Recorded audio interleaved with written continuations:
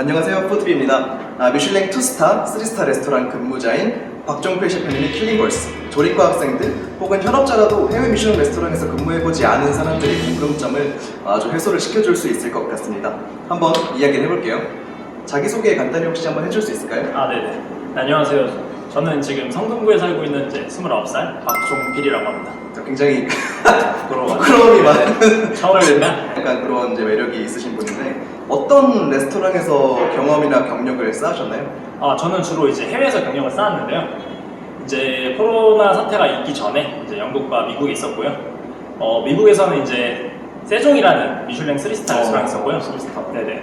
그리고 영국에서는 미슐랭 2스타인 이제 레드버리에서 일을 한 경력이 있습니다. 와, 경력 지렸다 진짜. 아끼던 팬티였는데. 내 눈! 둘 다 진짜 유명한 곳들인데 혹시 어떤 스타일의 요리를 하는 곳들인지 한번 좀 말씀해 주실 수 있으실까요? 네. 제가 먼저 아시안 테크닉에 더 관심이 많아가지고 주로 이제 아시안 테크닉이 가미된 곳 레스토랑을 주로 찾았는데 일단 첫 번째로 세종은 일단 완전 일식 베이스를 갖고 있고요. 특징은 일본 그런 생선이나 이런 기본적인 재료를 이제 우드파이어, 혹시 우드파이어에 대해서 아실까요? 우드파이어가 어떤 뭐 장작돼서 이렇게 요리하는 그런 거 말씀하시는 거예요? 네네. 1차원적으로 말씀드리면 그런 게 맞는데요. 이제 그 나무를 이용해서 훈연도 하고 이제 따로 발효 같은 것도 하고 거기도 조리도 하는 복합적인 요리 개념 우드파이어 레스토랑이라고 하는데요. 저는 이제 거기에서도 나름 이제 전 세계에서 유명했던 세종에서 일을 했습니다. 혹시 레드버리 같은 경우에는 어떤 포인트 때문에 유명하다고 생각을 좀 하세요? 일단은 확실히 그런 레드버리가 일단 가격대가 저렴하진 않거든요. 원래 대부분의 비싼 레스토랑들에 가면 가격에 맞는 고가의 재료들을 사용해서 그거를 테크닉에 접목시켜서 하는데 레드버리는 우리가 일상에서 접할 수 있는 것뿐만 아니라 그런 거를 적절히 좋아해서 되게 맛까지 같이 두 마리 토끼까지 잡은 그런 레스토랑. 어떤 건지 알겠다. 그 트러플이랑 푸아그라 이런 거 쓰면 그냥 당연히 맛있잖아요. 좋은 거 쓰면. 네, 맞아요. 그런 것들을 좀 배제하고 일상적인 재료들로 그걸 창의적으로 이렇게 맛있게 풀어낸다 그런 의미인 거죠? 네, 맞아요. 제가 사실 이제 영국에서 스타즈를 좀 많이 다녔거든요. 근데 제가 그 중에서 레드버리를 선택한 이유가 다른 곳에서는 물론 음식도 좋고 테크닉도 좋고 뭐 그런 점이 있었는데 트러플이랑 푸아그라랑 그런 캐비아 세계 의존도가 너무 커가지고 그게 좀 아쉬워서 레드버리를 선택했습니다. 사실 여러분들이 레스토랑을 선택할 때 우리가 한국에 다시 돌아와서 요리를 할 거잖아요. 한국에서 내 거를 차리고 그럼 이제 박종필 셰프님처럼 뭔가 좀 아시안적인 그런 요소들이 있다든지 아니면 되게 일상적인 재료들로 잘 이렇게 요리를 맛있게 풀어낸다든지 뭐 이런 능력을 기를 수 있는 레스토랑을 선택을 하는 게 되게 전략적인 방법이 될 수 있겠네요. 네. 저는 사실 그걸 적극적으로 공감을 하는데요. 재료뿐만이 아니라 그런 테크닉적인 문제도 되게 많거든요. 제가 이제 팻떡이라는 곳에서 이제 트라이얼을 했어요. 직업을 구하려고 했는데 한 번은 이제 뭐랄까 마늘 오일이 너무 맛있어가지고 이거 어떻게 만들었냐, 이거 만드는 법이 너무 궁금하다 했더니 걔네들이 알려주겠다 해서 그냥 조용히 저를 데리고 가더라고요. 그러더니 이제 보여줬던 게 큰 원심 분립이었어요. 비쌀 텐데 그거. 네네네. 물어보니까 거의 억 단위였나 10억이었나 이랬어요. 그런 거는 개인 사업자 구해서 쓸 수가 없잖아요. 없어요. 거기서 원심 분리기로 마늘 오일 뽑는 거를 내가 배워봤자 그런 걸 배워서는 한국에서 실현할 수가 없다 이런 걸 깨닫고 또 전략적인 선택을 하신 케이스네요. 네네네. 또 영국에서 굉장히 여러 곳에서 스타지를 했다고 들었는데 이 스타지 했던 곳들 중에서 사실 다 유명한 곳들에서 해가지고 기억에 남는 어떤 레스토랑에 대한 에피소드 같은 것들이 있는지 한번. 네네. 코너스톤이라는 레스토랑인데요. 여기는 사실 제가 지금 녹화날 기준으로 최근에 이제 원스타를 받았어요. 이 셰프님이 톰 브라운이라는 분인데 해산물을 되게 오랫동안 배워오신 분인 거예요. 그래서 음식들이 되게 정말 음식들 디시를 보면 사실 막 화려하진 않아요. 딱 근데 필요한 그 컴포넌트라든지 맛과 그런 밸런스가 제 입맛에는 물론 이건 저의 주관적인 의견입니다. 너무 좋더라고요. 나한테 없는 내가 모르는 걸 배우기 위한 어떤 레스토랑 선택 이런 것도 고려를 해가지고 스타지를 했군요. 네네. 일자리를 구하는 과정들이 뭐 한국에선 이력서를 내는 과정들로 이제 많이 대체가 되는데 좀 해외에서는 보통 스타지를 하면서 일자리를 좀 많이 구하는 편인가요 원래? 네네. 아무래도 필수인 것 같아요. 아무래도 전 세계에서 많은 분들이 오시잖아요. 본인이 이제 어느 정도 능력적인 거나 센스가 있다 하더라도 의사소통이 안 되면 할 수 있는 부분이 한정적이기 때문에 그런 걸 먼저 보려고 일단 데리고 온 경우도 많고요. 왜냐면 메일 같은 거 보시면 다들 말 잘 치잖아요. 정작 했을 때 어버버 하시는 경우가 많으니까. 일단은 당연히 3스타, 2스타쯤 되는 레스토랑에서 일을 하려면 당연히 실력은 있어야 되는데 추가적으로 언어가 안 되면 이제 일하기 굉장히 곤란하기 때문에 그런 부분들 스타지하면서 언어적인 부분을 많이 확인하려고 한다 이런 네네, 제 커뮤니케이션 등. 네네. 아 그럼 굉장히 언어 공부를 하는 게 중요하시겠어요, 여러분? 언어는 꼭 필수입니다. 진짜 언어는 진짜. 진짜. 스타지 했던 굉장히 대부분의 레스토랑들, 그 다양한 레스토랑들에서 고용 제안을 받았다고 들었어요. 혹시 본인이 어떤 점이 강점이었다고 생각을 하시나요? 이거는 사실 저뿐만 아니라 한국인이시라면 저희 같은 경우는 사실 좀 끈질기고 계속하고 이런 게 있잖아요. 좀 준비를 많이 해갔던 것 같아요. 아무래도 트라이얼 하실 때 걱정하시는 부분이 아마 다들 있으실 건데 어차피 그 사람들이 우리들한테 시키는 부분은 되게 간소한 것들이에요. 그런 거에 정말 간단한 하지만 중요한 건 사실이에요. 그게 별건 아니긴 하지만 대신 간소한 것들. 근데 그거를 좀 뭔가 더 책임감 있고 조금 더 그 사람들이 기대하는 것보다 조금만 더만 해준다면 일단 플러스가 되는 것 같아요. 거기다가 그거를 어느 정도 끝내고 나서 다른 쪽에 좀 더 적극적으로 이제 도와주는 모습을 보여준다면 어디서든 이쁨을 받을 수 있는 것 같아요. 물론 트라이얼에서. 아 그리고 좀 약간 이렇게 부끄러워하고 이런 귀여운 모습도 좀 플러스 요인이 됐을 것 같아요. 네. 그러니까 네, 처음에는 네, 아시안이라고 좀 귀여워는 했던 것 같은데. 그리고 또 미국 3스타 레스토랑에서 어쨌든 CDP로서 거의 대리급, 일반 회사로 치면 대리급의 직급인데 뭐 그런 직급이 있었으니까 또 더 약간 사실 이런 유명한 레스토랑들은 스타지 가는 것조차 힘들거든요. 그런 기회는 좀 더 잘 주어졌겠어요? 그거는 진짜 좀 슬프게도 사실인 것 같아요. 생각해보면 제가 영국에 갔을 때 저랑 미국에 가기 전에 저랑은 별 차이가 없거든요. 근데 아무래도 보여주는 이력서라는 게 달랐기 때문에 갑자기 좀 웃을 정도로 잘 오더라고요. 조리과 취준생들이 혹은 해외 미슐랭 레스토랑에 처음 취직을 하는 그런 사람들이 내가 직장을 선택할 때 가져야 될 기준이나 관점 중에 뭐 제일 중요한 게 뭐라고 할 수 있을까요? 네, 아무래도 처음 일을 시작하실 때는 저는 사실 관점도 중요하고 물론 목표도 중요하긴 한데 일단 한번 다이닝을 어디든 한번 경험을 해보시는 걸 추천을 해드려요. 처음엔 다이닝을 좀 경험해봐라.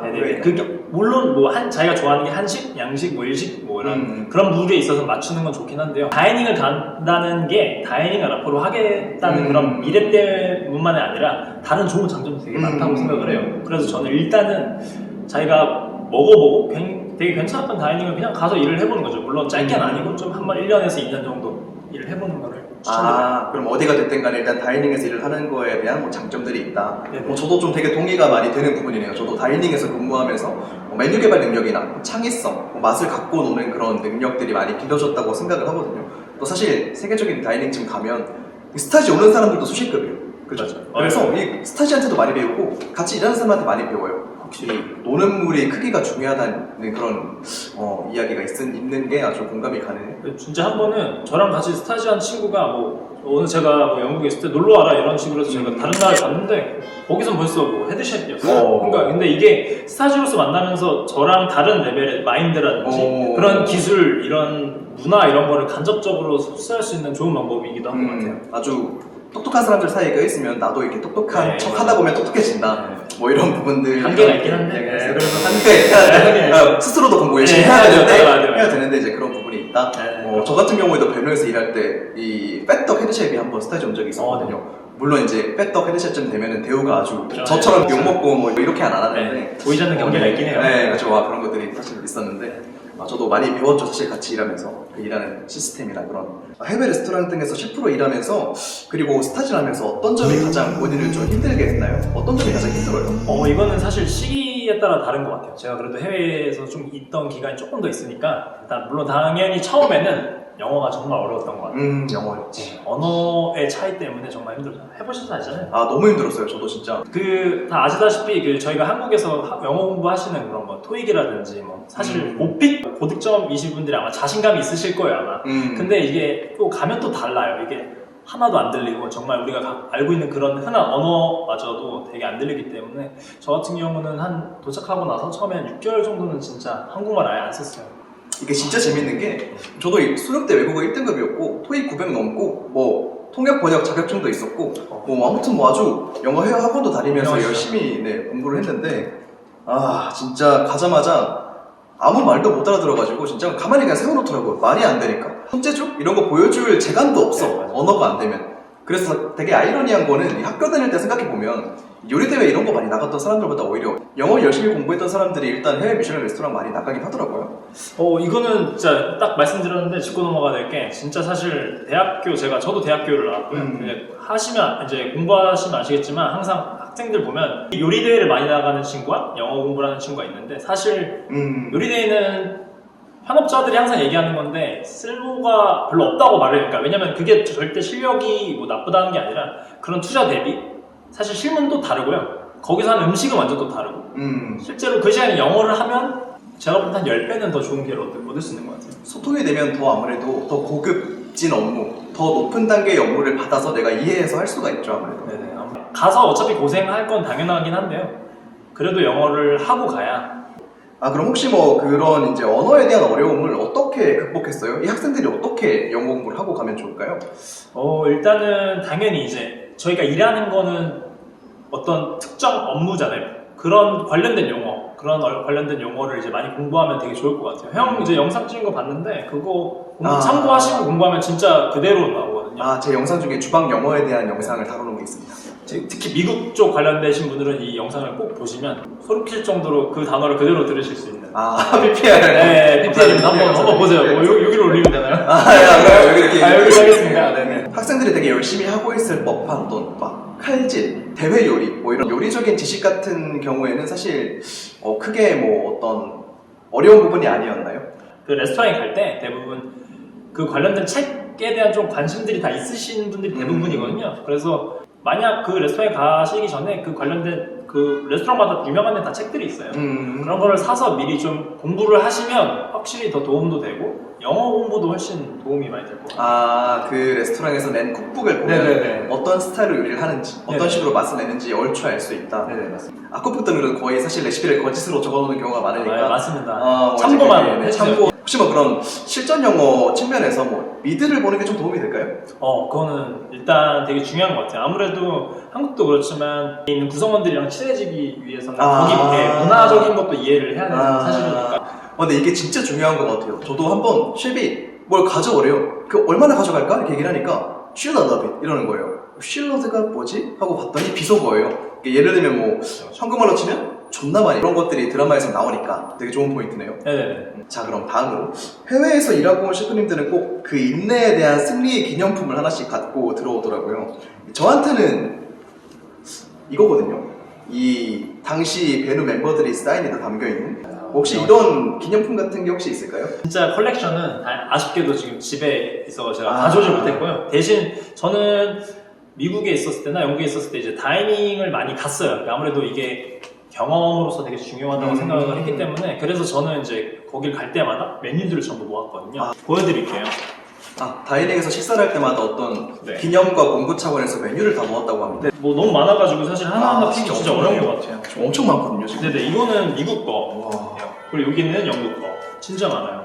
진짜 여기 사실 사이에 레시피도 있긴 한데 제가 좀 기억하고 싶은 것들을 많이 모아놨어요. 뭐 그래도 좀 인상 깊은 거를 보여드리고 싶거든요. 이 레스토랑은 좀 아실지 모르겠네요. 이 레스토랑 혹시 아시나요? 아틀리에 크렌, 여기도 네네, 3스타입니다. 네네, 여기도 3스타고요. 여기는 이제 제가 왜 되게 감명 깊게 봤냐면 여기는 모든 요리들을 이제 좀 뭔가 시로 표현하는 게 특징이에요. 네네. 그래서 기억나요. 저도 네네. 식사했었거든요. 네네네. 그래서 메뉴판이 이제 이런 시 같은 걸로 표현을 하고 들어오기 전부터 상상을 하게끔 만드는 그런 되게 매력 있던 레스토랑이었어요.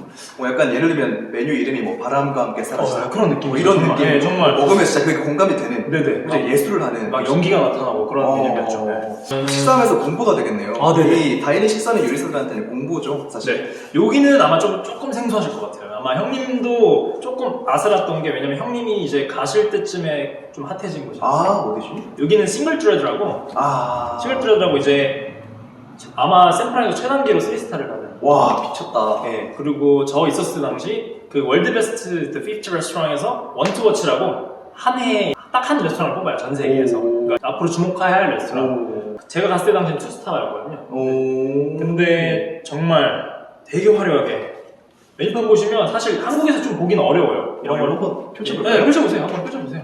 뭐 들어있나요, 안에? 들어있어요. 뭐 그냥 글귀 같은 거예요.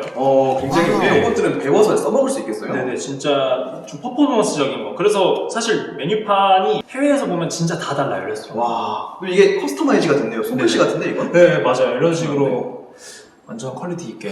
와, 이거 같은 경우에는 사실 이렇게 메뉴들이 적혀 있으면 내가 나중에 메뉴 개발할 때도 참고할 수가 있겠어요. 네, 이렇게 보면 아주 좋은, 진짜 대단하신 것 같네요. 저는 기념품 해봤자 고장 뭐 이런 거 갖고 있는데 아주 전략적으로 공부, 이게 더 소중합니다. 이게 더 미래를 소중합니다. 위한 준비까지 다 고려해서 이렇게 기념품을 네네네. 모으고 있네요. 이런 부분은 진짜 배워야 될 부분인 것 같아요. 아, 네, 맞아요. 혹시 특별히 시청자분들께 소개시켜주고 싶다 하는 메뉴판이 몇 개 있으면 한번 지금 가까이서 한번 보여드릴까요? 아, 네네. 한번 가까이서 보시죠. 이번에 보여드린 건 다 영국 거거든요. 그 중에서 사실 되게 많아요. 정말 많이 봤는데 그 중에서 이제 되게 대표적인 애들을 좀 보여드릴게요. 다행히 관심 좀 있으시면 당연히 아실 것 같아요. 이가 바로 코어고요. 이번에 올해 이제 미슐랭 3스타로 처음 올라갔고요. 그 다음에 또 보여드리고 싶은 거는 제가 이랬는데 그래도 먹어봐야죠.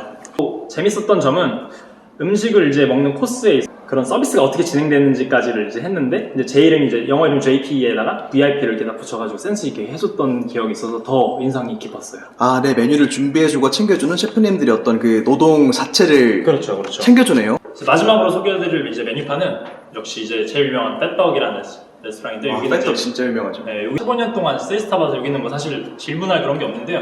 역시 그 명성에 맞게 메뉴판도 되게 재밌어요. 메뉴판에 지도가 있어요. 여행을 그냥 떠나는 컨셉인 거예요. 이 여행에 맞게. 그리고 또 아침, 점심, 저녁으로 이제 디테일하게 나누면서 여기 보니까 영상으로 보면 돋보기를 주더라고요. 돋보기로 보면서 메뉴판을 보는 건가요? 네, 맞아요. 완전 그런 식으로 설명도 하고 완전 먹어봤던 디시 중에 되게 재밌었던 게 영국 그런 쿠키 메뉴판 그런 거 액자식으로 그릇을 갖고 왔는데 그 위에다가 영국이 또 위스키로 유명하잖아요. 아, 유명하죠, 그 유명하죠. 지역별로 먹는 위스키로 젤리로 만들어서 그 지도 위에다 올린 거예요. 이 지역에는 그 위스키가 유명하다. 이런 지역 식으로. 특산의 어떤 위스키를 네네네. 그 지역 지도 위에다 올리면서 네네. 그 젤리로. 네, 실제로 그게 유명한 그렇게 퍼포먼스를 주니까 사실 여기가 왜 3스타를 받는지 알겠더라고요.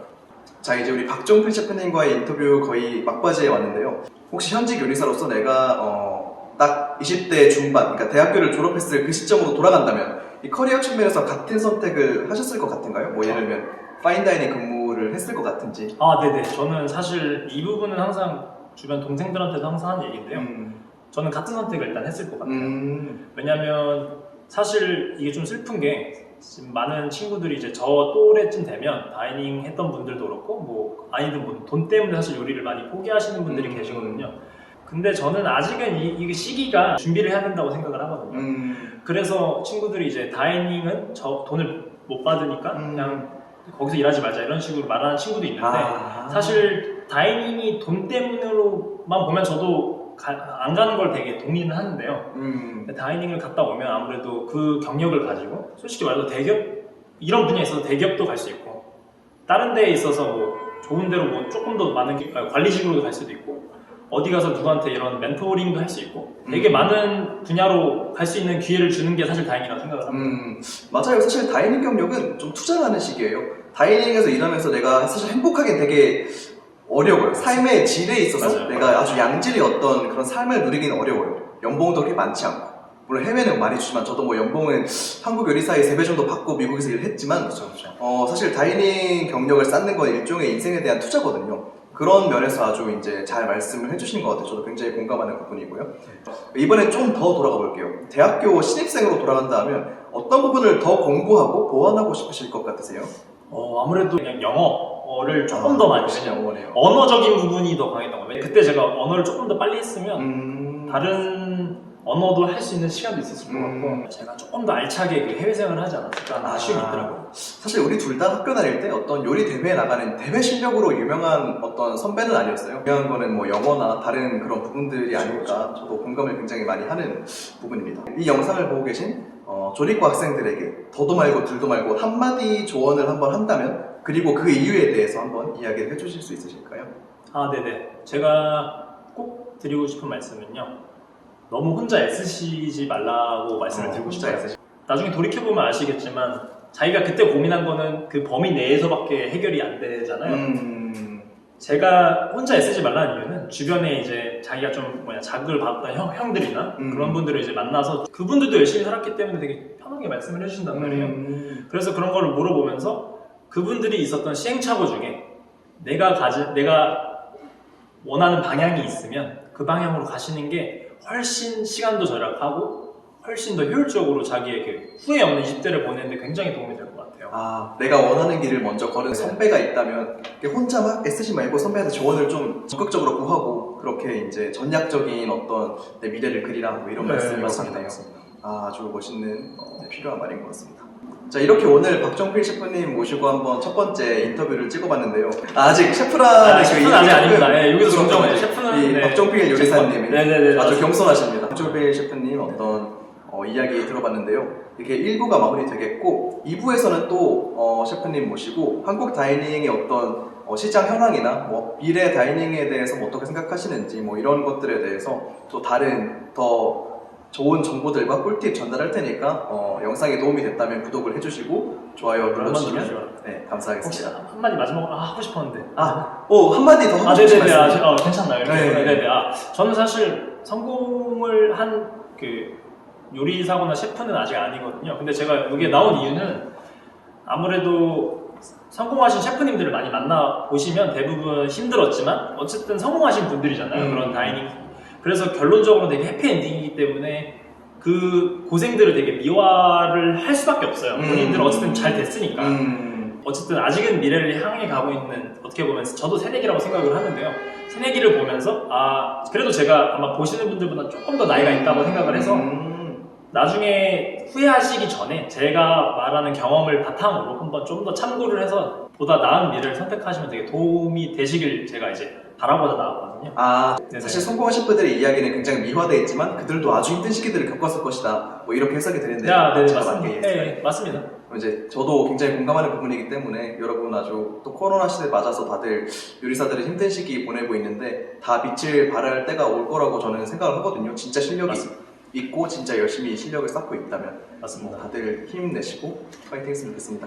파이팅 하세요.